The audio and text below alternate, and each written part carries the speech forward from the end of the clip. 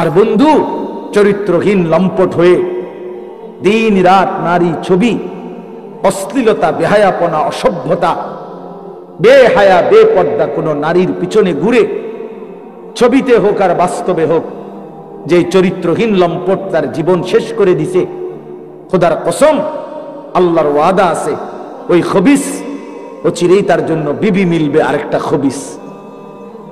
আর সেদিন মনে থাকবে, প্রিয় ছেলে মনে রাখো, সেদিন তোমার সংসার হবে জাহান্নামের টুকরো, জাহান্নামের টুকরো। এজন্য নারী দুধারী, নারী এমন তরবারি যে তরবারির দুই দিকে ধার।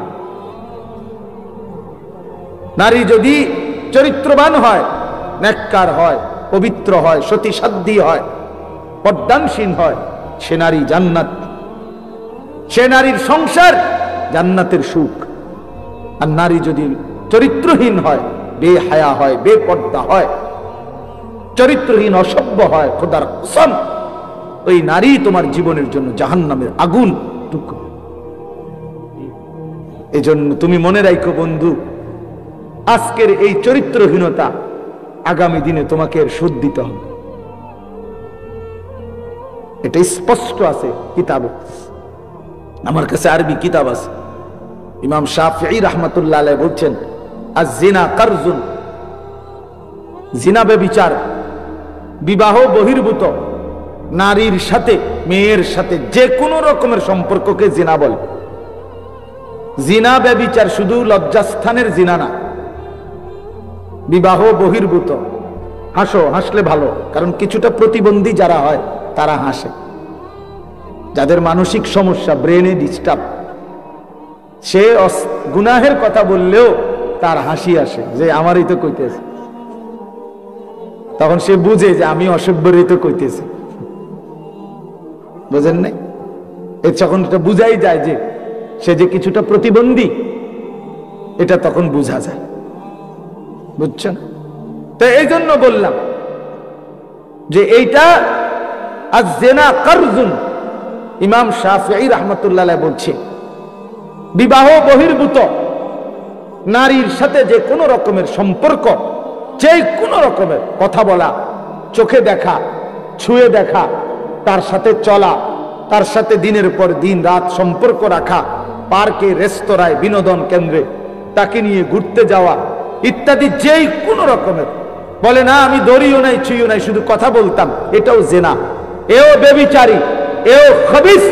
আর আল্লাহর ওয়াদা, ইমাম শাফিঈ বলছে এটা একটা করজ, জিনা একটি করজ, করজ ঋণ, তোমাকে সেই ঋণ শোধ দিতে হবে।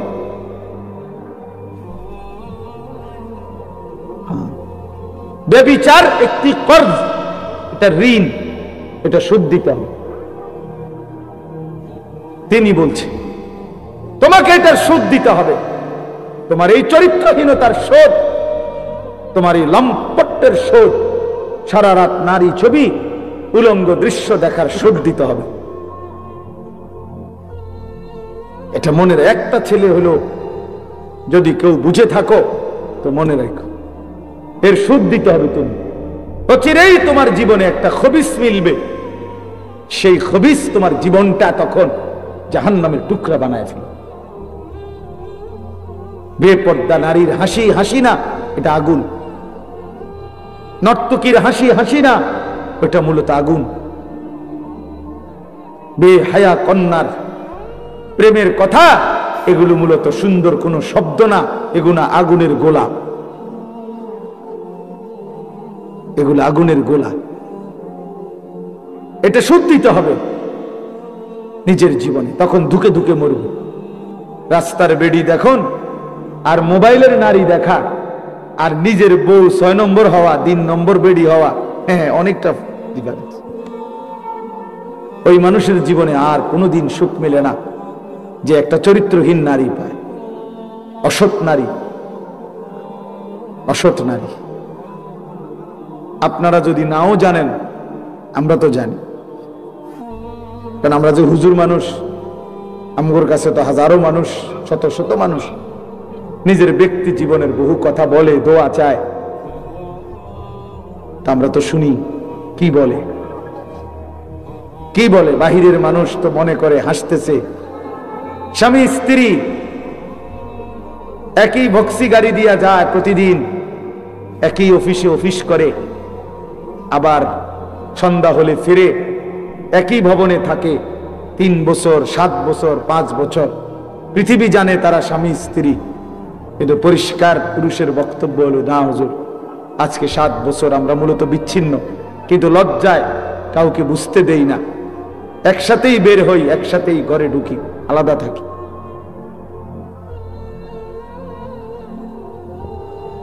হ্যাঁ, স্বামী এক জায়গায়, স্ত্রী এক জায়গায়।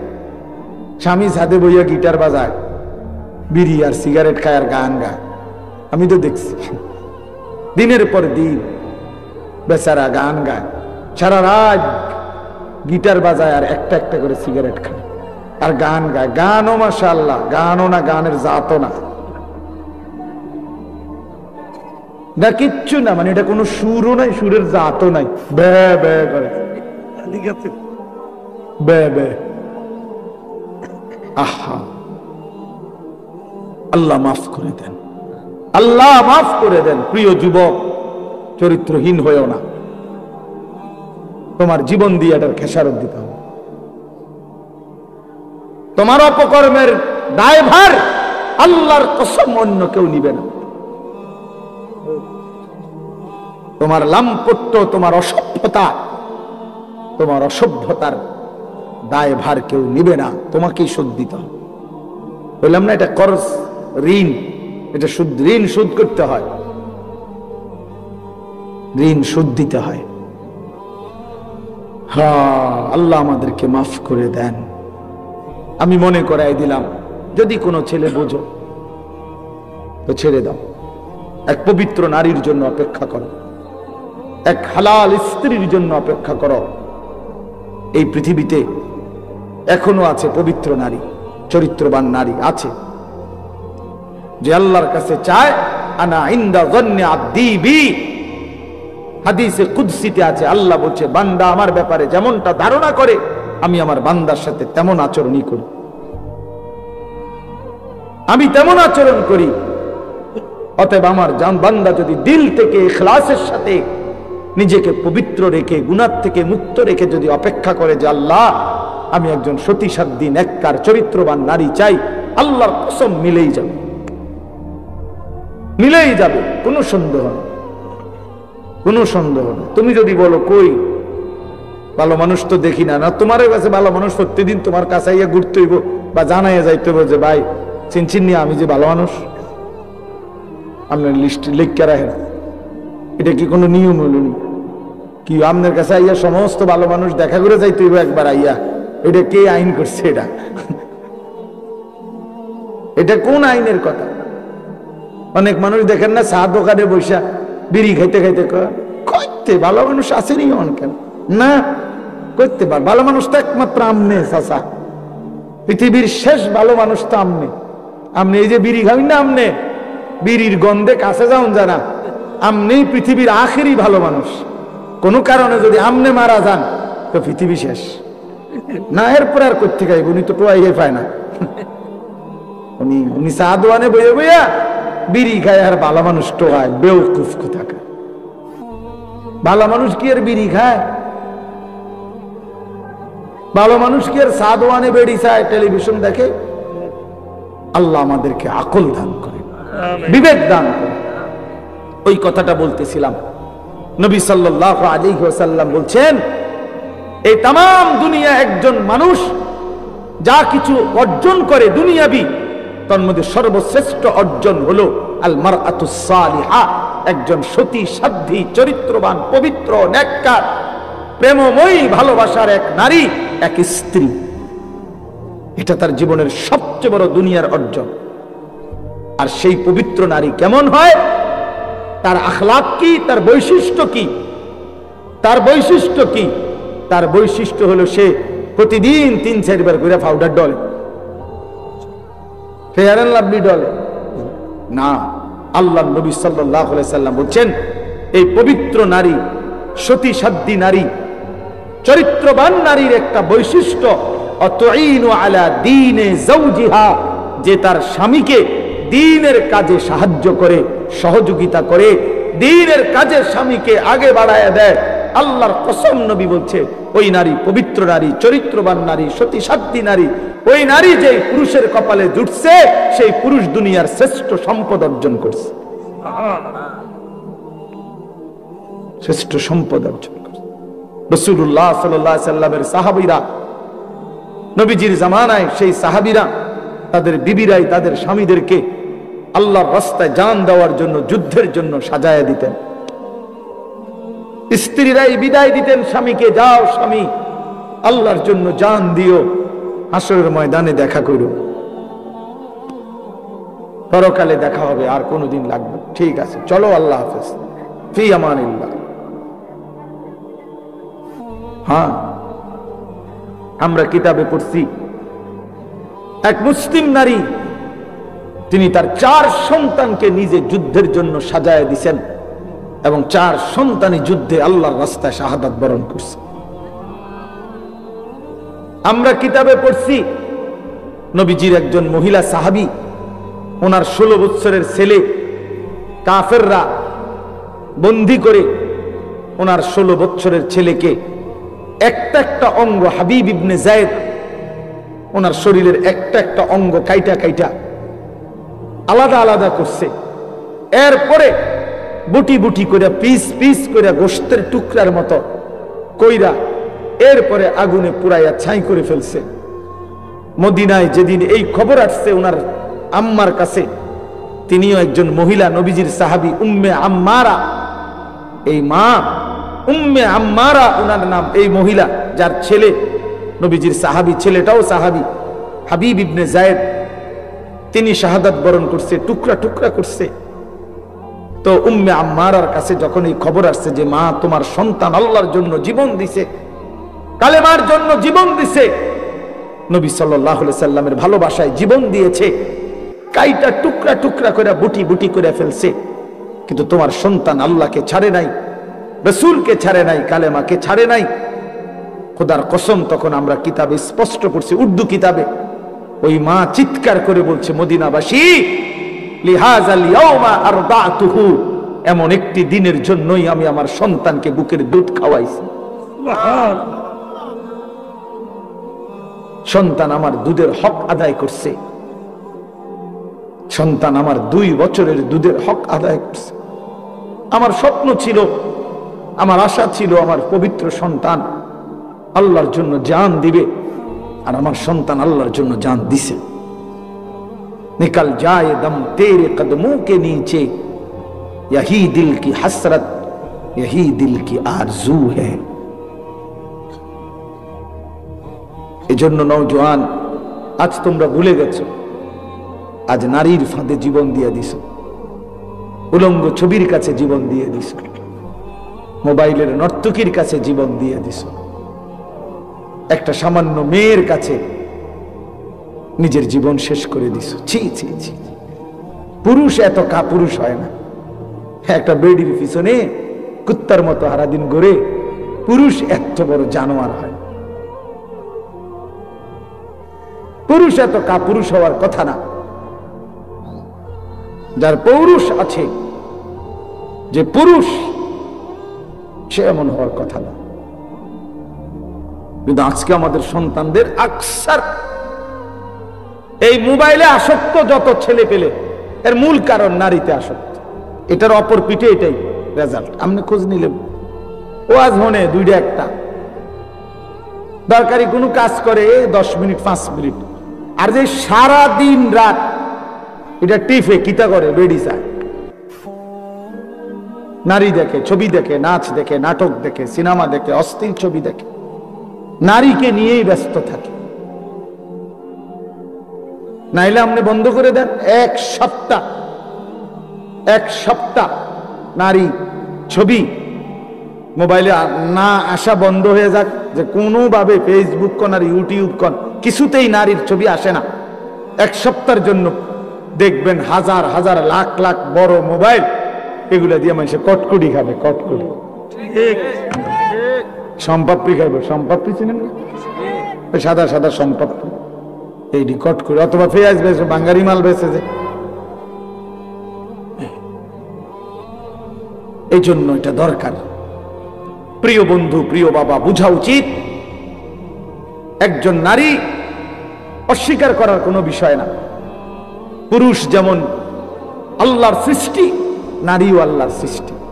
নারীর প্রতি পুরুষের আসক্তি, পুরুষের প্রতি নারীর আসক্তি, এই আসক্তি, এই বন্ধন, এই প্রেম, এই ভালোবাসা, এই আন্তরিকতা, এই মহব্বত, এই হৃদয়ের টান, এটা যদি না থাকতো তো মানব প্রজন্ম আজকের এই পর্যন্ত আসতো না। মানুষের এই ক্রমধারা কি এখান পর্যন্ত এক স্বামী স্ত্রীর পবিত্র বন্ধন, একে অপরের প্রতি অকৃত্রিম ভালোবাসা, স্বামী স্ত্রীর একান্ত মিলন। তো এইটুকুর বরকতে মহান আল্লাহর ইচ্ছায় প্রজন্ম এভাবে আগাইছে। তাহলে এটা তো দূষণীয় না, হালাল যেটা সেটা তো দূষণীয় না। রাসূলুল্লাহ সাল্লাল্লাহু আলাইহি ওয়াসাল্লাম বলছেন, পবিত্র স্ত্রী তার মুখে যদি কেউ খাবারের লোকমা তুলে দেয়, হাত্তা লোকমাতা ফি ফি ইমরাআতিহি, নবীজি বলছেন কেউ যদি তার হালাল স্ত্রীর মুখে এক লোকমা খাবার, একটা রুটি, সামান্য একটু খাবারও তুলে দেয়, আল্লাহ রাসূল সাল্লাল্লাহু আলাইহি ওয়াসাল্লাম বলছেন আল্লাহ তাআলা তাকে আল্লাহর রাস্তায় সাদাকা করার সওয়াব দান করেন। নবী সাল্লাল্লাহু আলাইহি ওয়াসাল্লাম বলেন ওয়া ফি বুদআ আহাদিকুম সাদাকা, পবিত্র স্বামী স্ত্রী যদি মিলিত হয় তো আল্লাহ তাআলা সেখানেও সাদাকার সওয়াব দান করে। সাহাবী জিজ্ঞেস করছে, ইয়া রাসূলুল্লাহ, মনের চাহিদা পূরণ করলেও সওয়াব হয়? আল্লাহর নবী বললেন, সেটা যদি ভিন্ন অনুমতি নাই এমন নারীর সাথে যদি পূরণ করে সেখানে কি গুনাহ হয়? তিনি বললেন হ্যাঁ গুনাহ হয়। তাহলে এখানেও নেকি হয়। সেখানে গুনাহ হইলে এখানে নেকি হয়।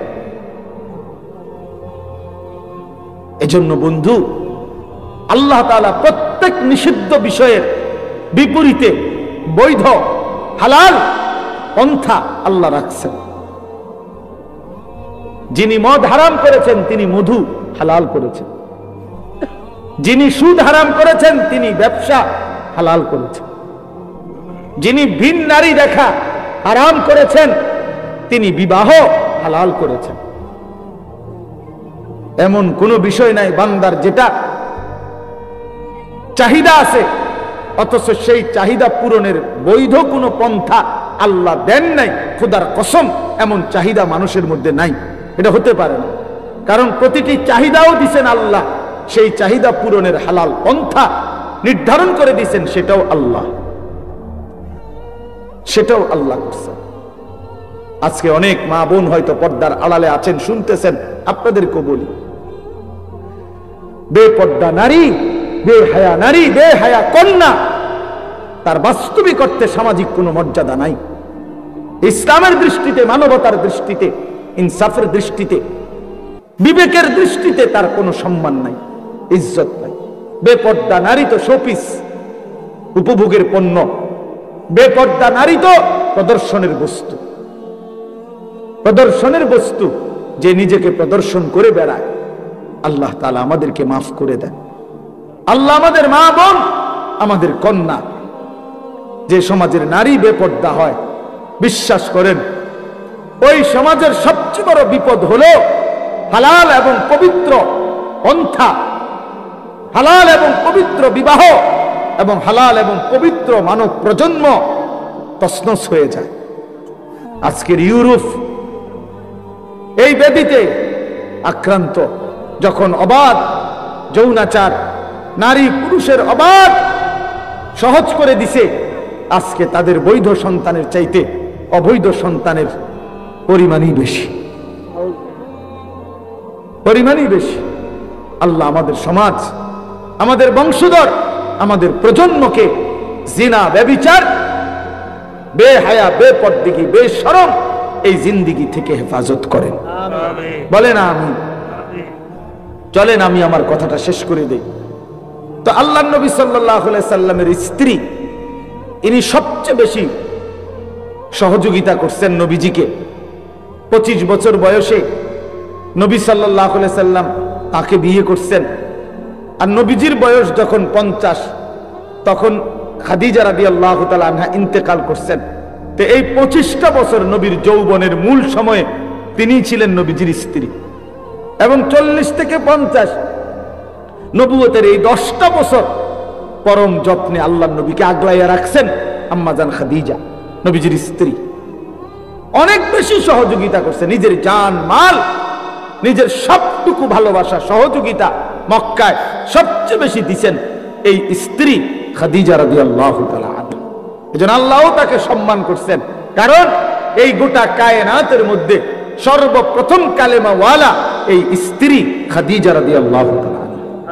নবীর হাতে প্রথম কালেমা গ্রহণ করছে, নবীজির দ্বীনের কাজে প্রথম সহযোগিতা করেছেন এই নারী খাদিজা রাদিয়াল্লাহু তাআলা আনহা। এজন্য নারী প্রথম কালেমা গ্রহণকারী, নারী প্রথম দ্বীনের কাজে সহযোগিতাকারী, প্রথম সহযোগিতাকারী। আল্লাহ তাআলা আমাদের নারীদেরকে এমন তৌফিক দান করেন। তো বললাম যে আমরা আল্লাহ নবী সাল্লাল্লাহু আলাইহি সাল্লাম এরপরে নবুয়তের 10ম বৎসরের পরে আল্লাহ নবী সাল্লাল্লাহু আলাইহি সাল্লামের উপরে জুলুম অত্যাচার তীব্র বেড়ে গেছে।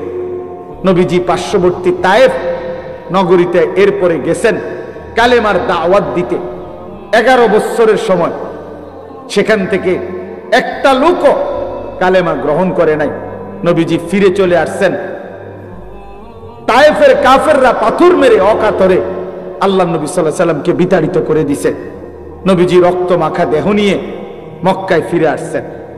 এই সংক্ষেপ কথা হলো, নবীজি যখন তায়েফ থেকে ফিরে আসছে তখন মক্কাবাসী নবীজিকে খুব বেশি বিদ্রুপ করছে যে মুহাম্মদ, আজকে 11টি বছর তুমি আমাদের দ্বারাও নির্যাতিত, আমরাও তোমারে বিতাড়িত করলাম, আবার তুমি তায়েফ গেলা, তায়েফেও কেউ তোমার কালেমা গ্রহণ করলো না, বাচ্চারাও তোমারে শেষ পর্যন্ত পাথর মারলো।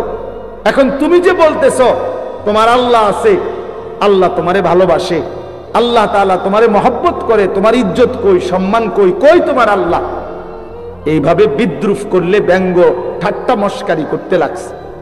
তখন আমি শুধু এই কথাটা বলতে চাচ্ছি, তখন আল্লাহ নবী সাল্লাল্লাহু আলাইহি সাল্লামকে আল্লাহ তাআলা তায়েফের ময়দান থেকে ফেরত আসার পর মক্কাবাসী যখন চূড়ান্ত ব্যঙ্গ বিদ্রুপ ঠাট্টা করছে, তখন আল্লাহ তাআলা হযরত জিবরাইল আলাইহিস সালামকে পাঠিয়ে বুরাকে চড়িয়ে আল্লাহ তাআলা নবীজিকে আরশে আজিমের মেহমান বানাইছেন, মেরাজে নিয়ে গেছেন। আইনা বলছেন, বন্ধু জগৎবাসী বলছে আমি নাকি আপনাকে ইজ্জত দেই নাই, সম্মান দেই নাই, ভালোবাসি নাই। চলেন বন্ধু, আজ আপনাকে আমি এমন জায়গায় আনলাম, এবার আপনি শুধু শুনে নেন।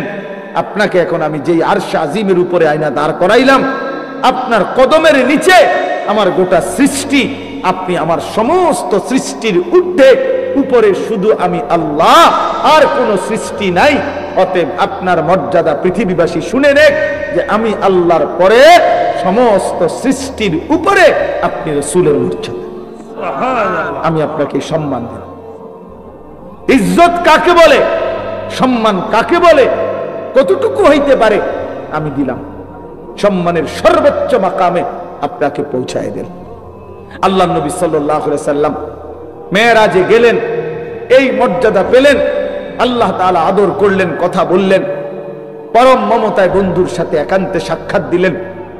এই পুরা পর্ব শেষ হওয়ার পর আমি শুধু যে একটা কথা শুধু বলে শেষ করতে চাচ্ছি, প্রিয় বাপ আমার, বন্ধু আমার, আজকে এই রাত গভীরে শুধু মনে রাখেন, নবীজি সাল্লাল্লাহু আলাইহি সাল্লামকে আল্লাহ তাআলা মেরাজে সর্বশ্রেষ্ঠ মর্যাদা, শ্রেষ্ঠতম স্থানে নিয়েছেন।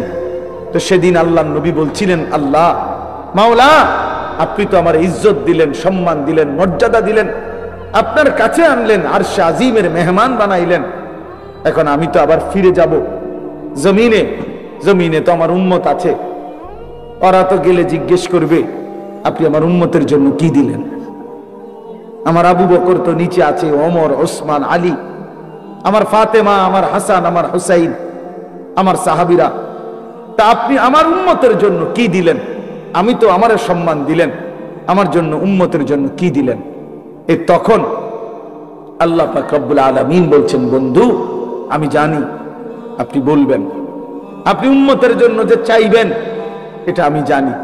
আপনি একমাত্র এমন নবী যে জীবনের কোনো মুহূর্তে উম্মতকে ভোলেন নাই, কখনোই ভোলেন নাই। আজ মেরাজে এই আরশ আজিমে আপনি ভুলবেন না, এটা আমার জানা আছে।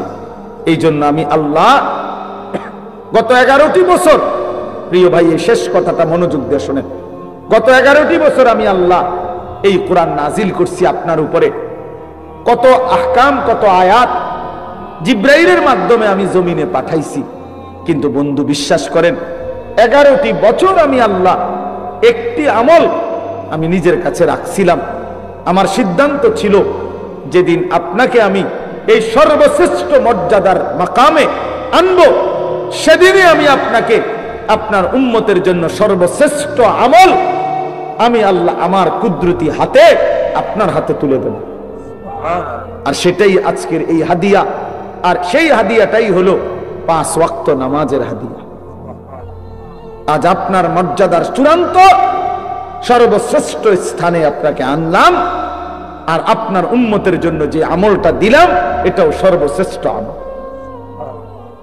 অতএব প্রিয় বন্ধু আমার, এবার আপনি শুধু এই কথাটাই বুঝেন, 5 ওয়াক্ত নামাজ দোস্ত নওজোয়ান, 5 ওয়াক্ত নামাজ এটা মেরাজের হাদিয়া, আরশে আজিমের হাদিয়া, মহান আল্লাহ পাকের স্বহস্তে দেওয়া হাদিয়া। নবীজির যেদিন মর্যাদার চূড়ান্ত মাকামে আল্লাহ নিছেন, সেদিন সর্বশ্রেষ্ঠ আমল আল্লাহ তাআলা হাদিয়া হিসাবে দিলেন। অতএব আল্লাহর প্রতি যার ভালোবাসা আছে, মেরাজের প্রতি যার ভালোবাসা আছে, নবীজির প্রতি যার ভালোবাসা আছে, আল্লাহর কসম 5 ওয়াক্ত নামাজ তার জীবনে বাধ্যতামূলক। যে জীবনে 5 ওয়াক্ত নামাজ নাই, সে আল্লাহকে চিনে না, সে রাসূলকে চেনে না, সে ইসলামকেও চেনে না। তার কোনো আল্লাহ বলতে কিছু নাই, তার কোনো রাসূল বলতে কিছু নেই। তুমি মূলত মুসলিম নামের এক লেবাসদারি ধোঁকাবাজ, ধোঁকাবাজ। তুমি এক প্রতারক, প্রতারক যে মনে করছো মুসলমান মানে শুধু আইডি কার্ডে লিখলে হয়। তুমি ভাবছো শুধু জন্ম নিবন্ধন সনদে লিখলে ধর্মের পাশে ইসলাম এতেই চলবে। না বাপ, হাসরের ময়দানে আইডি কার্ড নিবে না, কবরে জন্ম নিবন্ধন সনদ নিবে না, নিবে সেজদা, নিবে সেজদা, হিসাব হবে সেজদার। এজন্য আজকে এই রাতে আপনাদের কাছে আমার অনুরোধ, দয়া করে মেহেরবানি করে রাসূলুল্লাহ সাল্লাল্লাহু আলাইহি ওয়াসাল্লামের এই পবিত্র মেরাজ আল্লাহ তাআলা যেদিন তাকে সর্বোচ্চ সম্মান দিবেন, সেদিন আল্লাহ 5 ওয়াক্ত নামাজ নবীজির হাতে তুলে দিবেন।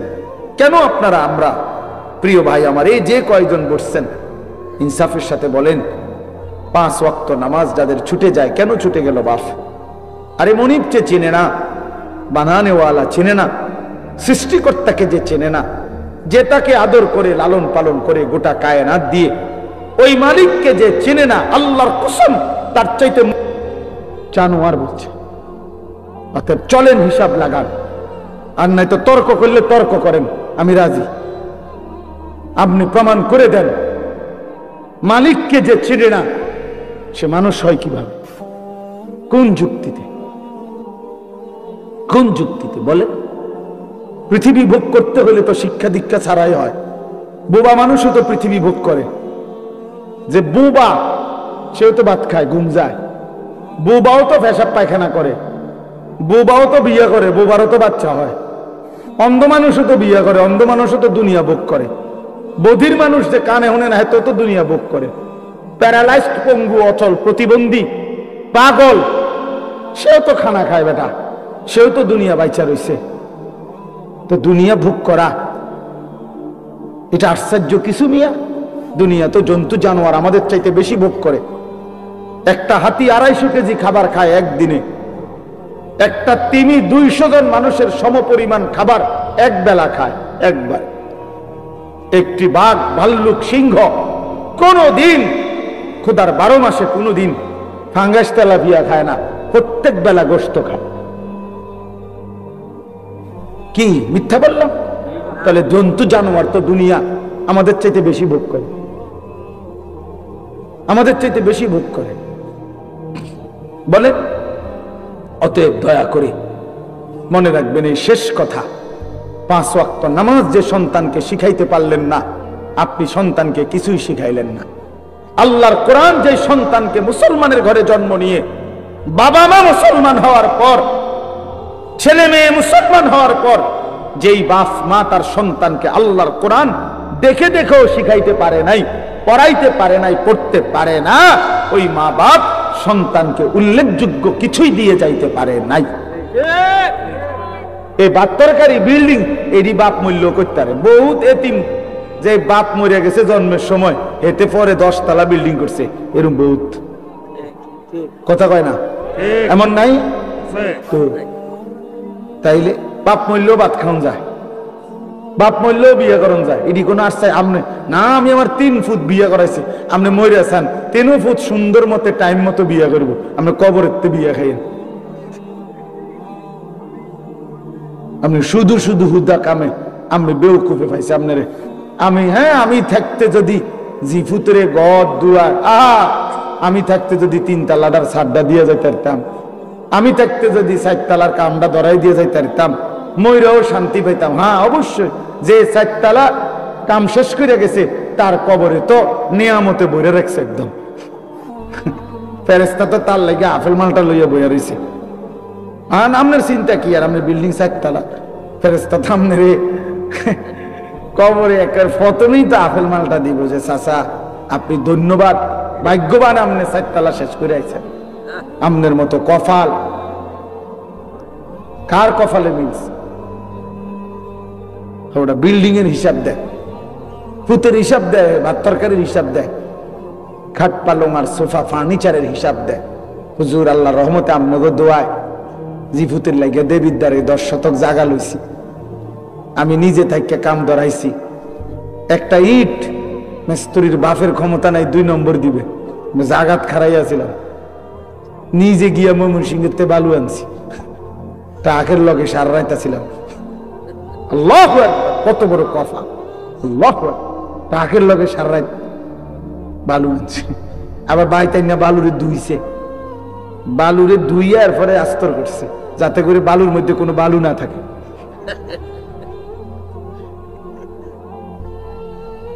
বালুর মধ্যে যাতে কি না থাকে, কোনো বালু যাতে না থাকে, এজন্য ধুইয়া লইছে।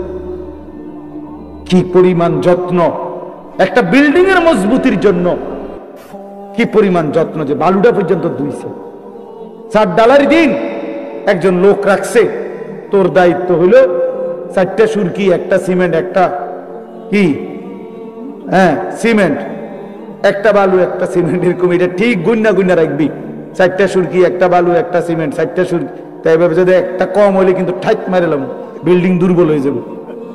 বিল্ডিং এত মজবুত, ছাদ এত মজবুত, নিজে থেকে পানি দিছে 15 দিন 20 দিন, সাইডের ওয়াল গুলো গাচ্ছে বেস্তেরি, নিজে থেকে পানি দিচ্ছে। হায় রে মুসলমান, একটা বিল্ডিং এর জন্য এই পরিমাণ ঘাম জড়াইলেন, সেই বিল্ডিং এ যে সন্তানটা ঘুমায় সে খোদার 365 দিনে কোনদিন মুসলমানের বাচ্চা 16 বছর বয়সে, কোনদিন 14 বছরের ছেলে মেয়েটা কোনদিন 365 দিনে ফজরের নামাজ পড়ে না, এমন ঘরে ঘুমায়। সেই বাবা, তুমিও ব্যর্থ, তোমার সন্তানও ব্যর্থ, মাও ব্যর্থ, জিও ব্যর্থ, কোনটাই ফালতু, বাপও ফালতু, ফুটো ফালতু, বেটা ফালতু, দুটোটা বেটা। ছেড়ে দাও বেটা, একজনে ঘর ছেড়ে দাও বেটা, হয় তুমি ছেড়ে দাও, নাহলে ফুতরে বাইর করে দাও। যে বেটা তোর মতো নাফরমানের লগে ইমানদার থাকতে পারে না, ইমানদার থাকতে পারে না।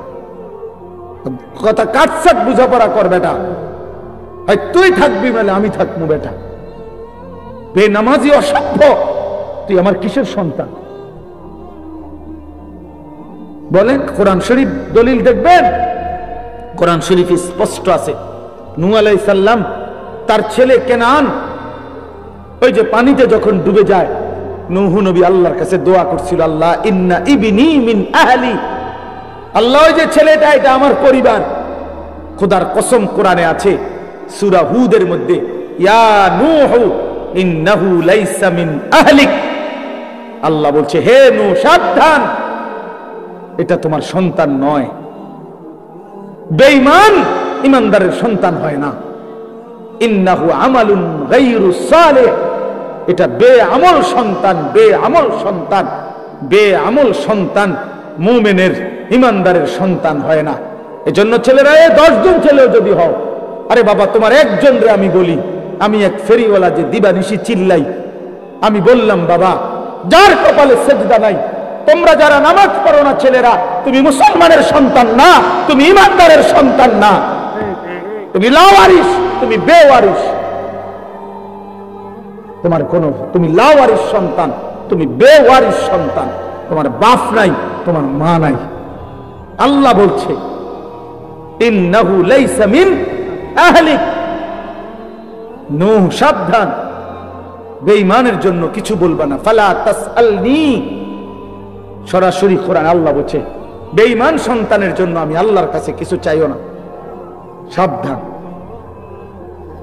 আজকে আমরা এটা বুঝি না মিয়া, আমরা বুঝছি কাল ভাতের থালা, ভাত তরকারি, খানা খাদ্য, আর দুনিয়া, আর দুনিয়ার চাকরি ব্যবসা বিদেশ, টাকা বিল্ডিং দালান, খাট পালং সোফা ফার্নিচার। চোখের সামনে ছেলেটা নষ্ট হয়ে যাচ্ছে, বাবার চোখে কোনো পানি নাই, চোখের সামনে মেয়েটা 8-7 কাপড় পরে রাস্তা রাস্তায় ঘুরে, মায়ের চোখে কোনো পেরেশানি নাই, লজ্জাও নাই। এই বেটিও নির্লজ্জ, বেটির জিও নির্লজ্জ, দলটা বেহায়া, দলটা বেহায়া বেটা। আমার মা ইজ্জতওয়ালা, আমার কন্যা ইজ্জতওয়ালা, আমার বিবিও ইজ্জতওয়ালা। আমার দাদিরে দেখছি কালো ঢিলে ঢালা বোরকা পরে, আমার মারেও দেখছি কালো ঢিলে ঢালা বোরকা পরে, আমার বিবিও কালো ঢিলে ঢালা বোরকা পরে, আমার কন্যাও কালো ঢিলে ঢালা বোরকা পরে। যে আখলাক আমার দাদির, সেই আখলাক আমার মার দেখছি, সেই আখলাক আমার বিবির, সেই আখলাক আমার কন্যা। আলহামদুলিল্লাহ। বলো মিয়া, ওই মা কিসের মা? যে মায়ের চোখের সামনে 16 বছরের মেয়েটা এতটা টাইট কাপড় পরে, একটা এফরনও নাই, একটা ঢিলে ঢালা কোনো পোশাক নাই, সে বোঝে না এই মহিলা যে তার মেয়েটারে রাস্তায় কে দেখবে। বেডি তুমি সিরা খাও, তুমি ভাত খাও না, তুমি বোঝো না তোমার মাইয়ারে দেখবে কে? রাস্তার লম্পট ছেলেরা দেখে কি মন্তব্য করবে? এটা কি বুঝার কিছু বাকি আছে? কেউ না বুঝার কিছু আছে এটার মধ্যে? তাহলে আপনি এই কথাটা, এই বাংলা কথাটা বুঝেন না আপনি? না না না, মেয়ে শিক্ষিত হইতে আছে। আরে বাপরে, শিক্ষিত ইংরেজি কয়, ইংরেজি কয়, কবিতা কয়, 2 little black birds sitting on a wall, one called Peter, one called Paul. 2টা কাউয়া বসছে একটা ওয়ালের উপরে, একটা কাউয়ার নাম হলো পিটার, আর একটার নাম হলো পল। আমি বলি একটা কাউয়ার নাম হলো লোটা, আর একটা কাউয়ার নাম হলো বদনা। এই হলো 2টা কাউয়া। এটাই তো অর্থ কবিতা। এটা অর্থ না? বলো না সিয়াম, এটার অর্থ কি? 2 little black birds অর্থ কি?